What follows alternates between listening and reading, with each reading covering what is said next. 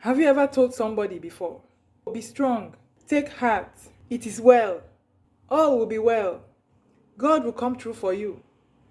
Those words. Don't cry. Don't think too much. Or have you been told that? How do you feel when someone tells you that? I know you will say you cannot understand. What if I tell you the person that is telling you to trust God sometimes also has to trust God for one thing or the other? We usually don't get excited going through tough times. We will ask questions like, why? Why is this happening? God, why? Or God, when? When will all this be over?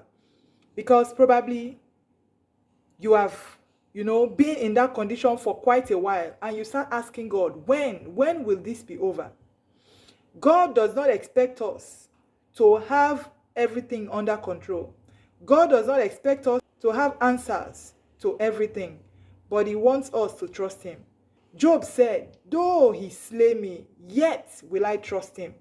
The only best alternative, one of the best things to do ever, is to trust God, even when we don't understand what's going on. We can trust that he knows and he can take care of everything. And that is why Romans 8:28 says, all things work together for good for them that love God. We can trust that he knows. We can trust that he will take care of it. We want to know also that we can be in control, but God wants us to just hand over to him. Get comfortable with not knowing what's going on. Naturally, it is hard for you not to understand what's going on, for you not to know where your next meal is coming from, for you not to know how you will pay your rent when the month ends, for you not to know how your bills will get paid. It is hard, but God is teaching us trust. Trying to figure it all out will lead to struggles and frustration, confusion. And lastly, enter into God's rest. Just surrender to him. Yes, you don't know what's going to happen tomorrow, but you believe God. Rest in God.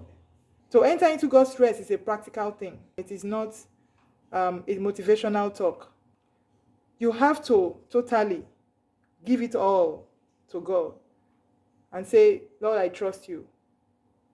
And God has never failed anyone that puts their trust in him.